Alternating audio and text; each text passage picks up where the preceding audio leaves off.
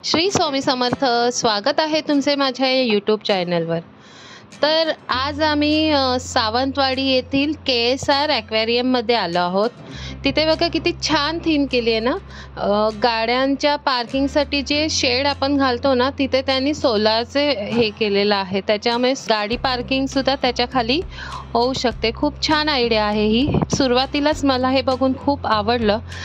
आणि पुढे एंट्रीला चार्जेस आहेत. मोठ्या माणसांसाठी 100 रुपये आहे, लहान मुलांसाठी 50 रुपये आहे, अशी ही एंट्री फी आहे.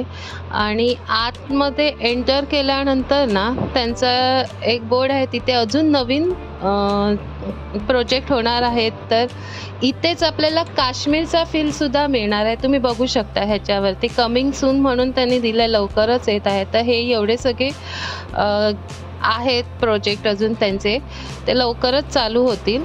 त्याचं काम इथे चालू आहे. आणि खूप असं छान पेंटिंग केलेलं आहे इथे भिंतींवरती. ह्या गाड्या बघा, गाड्या पण खूप ॲट्रॅक्टिव्ह आहेत इथे ठेवलेल्या. आणि कसं निसर्ग जपत त्यांनी हा एवढा मोठा प्रोजेक्ट केला आहे. तर ते म्हणजे कुठेही निसर्गाला हानी न पोचवता ह्या निसर्गामध्ये त्यांनी खूप छान असे हे थीम केली आहे. तर हे बघा, इथे एंट्रीसुद्धा खूप छान आहे. माशाच्या तोंडामधून आतमध्ये आपल्याला जायचं आहे. तर आतमध्ये एंटर केल्यानंतर हा बघा, वॉटरफॉलच्या इथे खेकडा बसलाय. त्याला बघून असं वाटतं आपण सुद्धा बसावं तिथे त्या वॉटरफॉलजवळ. मग थोडं पुढे गेल्यानंतर हे पक्षी संग्रहालय आहे. इथे वेगवेगळ्या प्रकारचे पक्षी आहेत. हे पोपट आहेत. वेगवेगळ्या प्रकारचे पोपट आपल्याला इथे बघायला मिळतात. अजून काही बर्ड्स आहेत इथे, खूप सुंदर आहेत. आणि त्यांचा तो चिवचिवाट इतका छान वाटतो ना. हे बघा किती सुंदर आहे तिथे हे पोपट. तर बघू शकता तुम्ही किती वेगवेगळ्या प्रकारचे पक्षी आहेत. मी हा शहामृग आहे इथे मोठा. हा बघा, हा शहामृग खूप मोठा आहे. त्यानंतर हे सरड्याचे काही प्रकार आहेत, इग्वाना ज्याला आपण बोलतो. वेगवेगळ्या प्रकारचे इग्वाना इथे आम्ही बघितलेत, जे कधी बघितलेही नसतील. आपण नेहमी आपल्या अंगणात जे फिरतात त्यांनाच बघतो, पण हे इथे खूप वेगवेगळ्या प्रकारचे इग्वाना आहेत.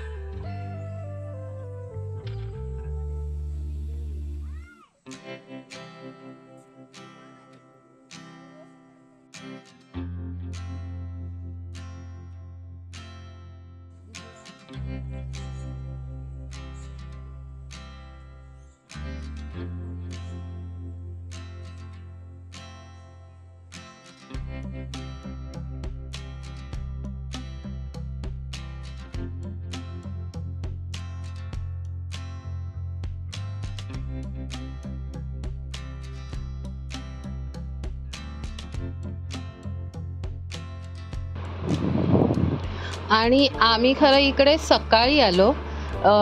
दिवसा जर तुम्ही आलात तर उन्हाचा त्रास होऊ शकतो, पण जर तुम्ही संध्याकाळी आलात ना तर खूप मजा येईल फिरायला.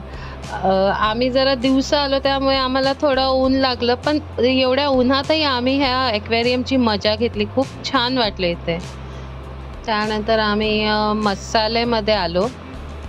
बाहेर जरा उन्हात फिरल्यानंतर आतमध्ये थंड वाटलं, कारण इथे पूर्ण AC आहे. आणि हे तुम्ही बघू शकता किती वेगवेगळ्या प्रकारचे मासे आहेत.